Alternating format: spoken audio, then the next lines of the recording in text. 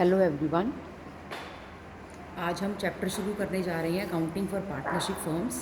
इसमें सबसे पहले पार्टनरशिप का मीनिंग जो आपने +1 में किया था कि it is a relation between persons who have agreed to share the profits of a business carried on by all और any of them acting for all, मतलब कि सारे पार्टनर्स एक दूसरे के लिए लायबल हैं। ठीक है, फिर उसकी नेचर और उसके फीचर्स आ सकते हैं +2 बोर्ड में भी, +1 में आपने किए हुए हैं। राइट्स ऑफ पार्टनर्स भी बोर्ड एग्जाम में आते हैं। ठीक है, राइट्स ऑफ पार्टनर्स। उसके बाद पार्टनरशिप डीड में कौन कौन से क्लॉजेज होते हैं वो सब आपने +1 में किया हुआ है। उसके बाद नेक्स्ट आ गया आपका इंपॉर्टेंस ऑफ पार्टनरशिप डीड। ये भी हमने +1 में की थी कि डीड बनी होनी चाहिए, नहीं तो बाद में क्लैशेस डिस्प्यूट्स होते हैं। अब आगे हमने करना है कि rules applicable in the absence of partnership deed. हमने +1 में भी किया था कि डीड बननी बहुत ज़रूरी है। देखो, सपोज़ करो 2 पार्टनर्स हैं, ठीक है, चाहे वो दोस्त हैं चाहे वो भाई हैं, अगर तो उन्होंने पार्टनरशिप डीड नहीं बनाई और सुलह सहमति के साथ सालों बिजनेस चलता रहा, जो ज़ुबानी आपस में बात हुई थी उसके अकॉर्डिंगली प्रॉफिट लॉस शेयर करते रहे, सैलरी मिलती रही, कमीशन मिलती रही, सब कुछ होता रहा, कोई दिक्कत नहीं आई, तो ठीक है। अब सपोज़ करो किसी टाइम पर आकर कुछ सालों बाद दोनों में से कोई एक जना ये सोचे कि मुझे प्रॉफिट का हिस्सा ज़्यादा मिलना चाहिए, मैं ज़्यादा काम करता हूँ, या मेरे को सैलरी ज़्यादा मिलनी चाहिए, मैं ज़्यादा काम करता हूँ। ठीक, तो जो ज़ुबानी आपस में उनका एग्रीमेंट हुआ था, ओरल एग्रीमेंट हुआ था, तो नेचुरली वो अब नहीं रहेगा। अब ओरल एग्रीमेंट का कोई प्रूफ नहीं है ना, यही रिटर्न में बनाई होती तो कोई लड़ाई झगड़ा ना होता। तो सपोज़ करो पहले तो ओरल एग्रीमेंट था कि दोनों को सैलरी सेम मिला करेगी, सपोज़ करो 10,000 पर मंथ। ठीक है, बाद में झगड़ा हो गया, बी कहता है मैं ज़्यादा आवर स्पेंड करता हूँ, तू तो बाद में आता है, मैं ज़्यादा टाइम बिजनेस में रहता हूँ, मेरे को 20,000 पर मंथ सैलरी चाहिए। अब बात कोर्ट पहुँच गई क्योंकि लड़ाई झगड़ा हो गया दोनों का आपस में। जब कोर्ट पहुँच गई तो according to partnership act 1932 court ने क्या फ़ैसला सुनाना है? कोर्ट ने यही फैसला सुनाना है कि दोनों में से फिर सैलरी किसी को भी नहीं मिलेगी, जाओ ऐश करो, फिर लड़ो फिर। ठीक है, फिर किसी को कोई सैलरी नहीं मिलनी। तो जब तक तो सुलह सहमति के साथ बात चल रही है तो चल रही है। जब आपस में झगड़ा हो गया और डीड नहीं बनी हुई, और एक और बात मेरे ध्यान से सुनो, या तो डीड बनी नहीं हुई, या अगर बनी है तो उसमें बाई चांस सैलरी वाली प्रोविजन का जिक्र नहीं है, उसके बारे में लिखना भूल गए। ठीक है, वो वाला पॉइंट, वो क्लॉज उसमें मिसिंग है, तो फिर बात कोर्ट पहुंची तो कोर्ट ने कहना किसी को कोई सैलरी नहीं मिलनी। ऐसे ही नंबर 2 कमीशन की बात आती है। अगर कमीशन को लेकर झगड़ा हो जाता है और डीड नहीं बनी या बनी है तो उसमें कमीशन का क्लॉज कुछ नहीं लिखा हुआ, तो किसी को कोई कमीशन नहीं मिलनी, ये पार्टनरशिप एक्ट 1932 कहता है। नंबर 3 इंटरेस्ट ऑन कैपिटल को लेकर झगड़ा हो गया। ठीक है, कि पहले कहते थे कि पार्टनर्स की कैपिटल पर उनको 10% इंटरेस्ट मिलेगा, बाद में झगड़ा हो गया, एक पार्टनर कहता है मैं ज़्यादा लूँगा, दूसरा कहता है मैं इतना तेरे को नहीं दूंगा। ठीक है, बात कोर्ट पहुंच गई, किसी को कोई इंटरेस्ट ऑन कैपिटल नहीं मिलना। चौथी बात, इंटरेस्ट ऑन ड्राइंग्स। तो ड्राइंग्स क्या होती है कि जो पार्टनर पर्सनल यूज़ के लिए पैसे निकाल लेता है और उन्हीं ड्राइंग्स पर अंकुश लगाने के लिए कि ये ना हो कि कोई पार्टनर मन मर्जी से ड्राइंग करी जाए करी जाए करी जाए, ये सोच के मैं तो मालिक ही हूँ, तो इंटरेस्ट ऑन ड्राइंग का क्लॉज इंट्रोड्यूस करते हैं कि चलो अगर उन्हें पता होगा कि हम जितनी ड्राइंग्स करेंगे हमें उस पर इंटरेस्ट देना पड़ेगा, तो शायद सोच समझ कर ड्राइंग्स करेंगे पार्टनर्स। तो इंटरेस्ट ऑन ड्राइंग पहले तो ओरली एग्रीमेंट हो गया था कि इतना चार्ज किया जाएगा, बाद में एक पार्टनर कहता है मैं नहीं देना, मैं क्यों दूँ, मैं मालिक हूँ, मैं ड्राइंग कर सकता हूँ। ठीक है, दूसरा कहता क्यों नहीं देना, वो कहता मैं नहीं देना, बात कोर्ट पहुँच गई। फिर कोर्ट ने कहना है किसी पार्टनर से कोई इंटरेस्ट ऑन ड्राइंग चार्ज नहीं किया जाएगा। 4 बातें हो गई। अब आई पाँचवीं बात। पाँचवीं बात क्या है कि सपोज़ करो ए बी पार्टनर्स है, बिजनेस चल रहा है, बिजनेस चल रहा है, तो सपोज़ करो बिजनेस को 5 लाख की ज़रूरत पड़ी। अब पहली ऑप्शन है कि वो 5 लाख कोई पार्टनर अपने घर से ले आए एज कैपिटल। दूसरी ऑप्शन है कि कहीं से लोन ले लें अगर कोई कैपिटल नहीं लगा सकता।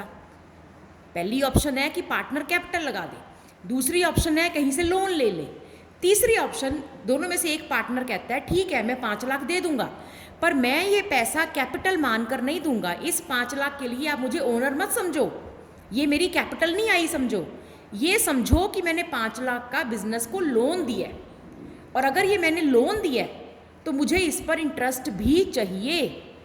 उस वक्त तो ओरली बात हो गई कि हाँ तेरे को 10% इंटरेस्ट देंगे, ठीक है, क्योंकि उनको लोन चाहिए था तो उसने पैसा दे दिया।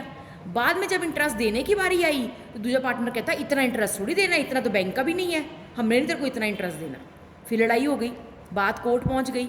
अब कोर्ट ने क्या फैसला सुनाना है, अब तुम सब जरा रुक जाओ, तुम्हारे मन में फिर आया होगा कोई इंटरेस्ट ऑन लोन नहीं देना।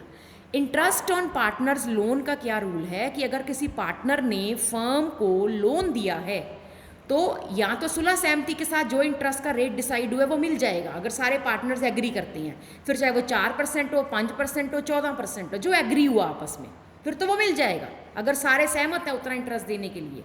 अगर एक जना भी अड़ गया, आपको पता है पार्टनरशिप में सबकी कंसेंट ज़रूरी है, एक जना भी अड़ गया बात कोर्ट पहुंच जानी है। उस केस में पार्टनरशिप एक्ट 1932 कहता है कि जिस पार्टनर ने फर्म को पैसा लोन के तौर पे दिया है उसको 6% पर एनम के हिसाब से इंटरेस्ट मिलेगा।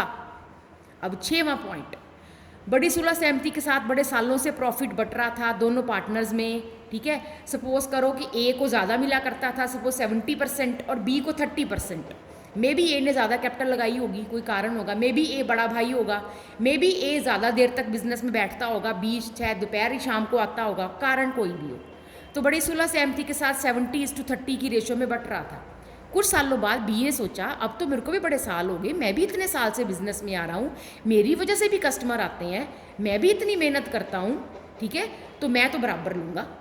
वो कहता है ए को इस साल तो प्रॉफिट बराबर बराबर बटेगा, यहाँ चल बराबर ना बांट 60-40 की रेशो ही कर ले, मेरे को अब इस साल ज़्यादा चाहिए। ए कहता है नो ये तो नहीं हो सकता। डीड बनाई नहीं रिटर्न में कि दोनों के साइन हुए हो, ठीक है, डीड बनी नहीं हुई, ठीक, ओरल एग्रीमेंट था, उससे एक बंदा मुकर गया, ठीक है, बात कोर्ट पहुँच गई। अब रुको, यहाँ पर भी ये मत सोचना तुम कि किसी को कोई प्रॉफिट नहीं मिलना, ठीक है।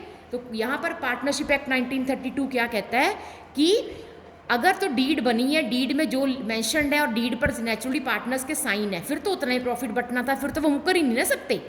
ओरल बात से मुकर सकते हैं, रिटर्न से थोड़ा ना मुकर सकते हैं। अगर डीड बनाई होती, उस पर 70:30 की रेशो लिखी होती, ए बी के साइन हुए होते, फिर तो कोई प्रॉब्लम ही नहीं थी। प्रॉब्लम ही तब आती है जब रिटर्न में डीड नहीं बनी होती, या बनी होती तो उसमें वो वाला क्लॉज नहीं होता, तो डीड नहीं बनी हुई थी। अब पार्टनरशिप एक्ट 1932 कहता है कि अगर डीड नहीं बनी तो पार्टनर्स में जो प्रॉफिट है वो इक्वली बटेगा। तो 2 पार्टनर्स होंगे तो 50-50 बट जाएगा, 3 पार्टनर्स होंगे तो 1/3 1/3 1/3 हो जाएगा, 4 पार्टनर्स होंगे तो 1/4 1/4 1/4 1/4 हो जाएगा, यानी कि 25-25 ठीक है, तो इक्वली बटेगा।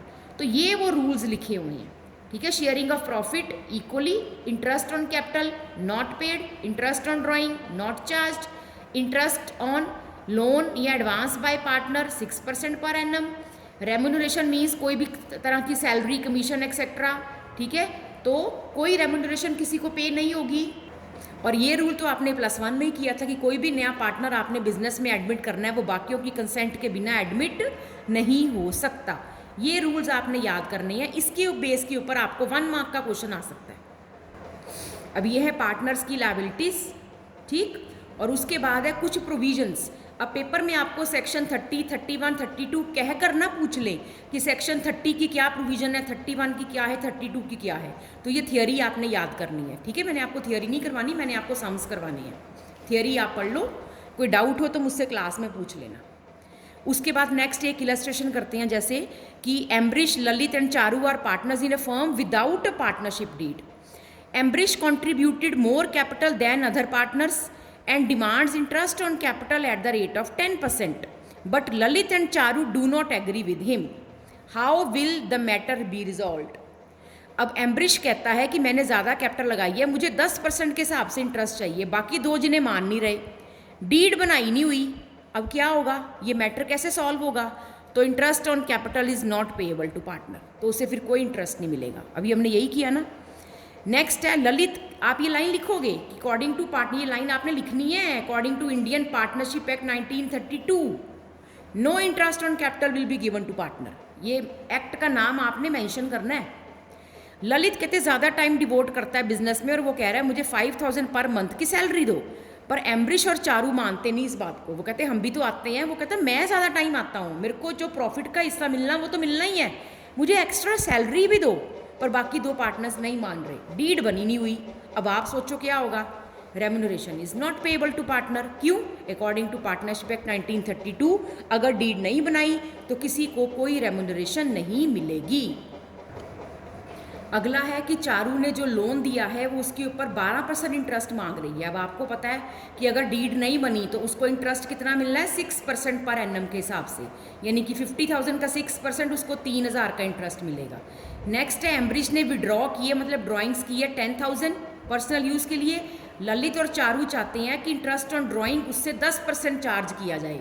अब आपको पता है डीड नहीं बनी तो फिर उससे कोई इंटरेस्ट ऑन ड्राइंग चार्ज नहीं किया जाएगा, ना इंटरेस्ट ऑन ड्राइंग और ना यहाँ पे कोई सैलरी मिलेगी, ना यहाँ पे कोई इंटरेस्ट ऑन कैपिटल मिलेगा। बस ये एक चीज़ है, 6% के हिसाब से 3,000 का इंटरेस्ट मिलेगा।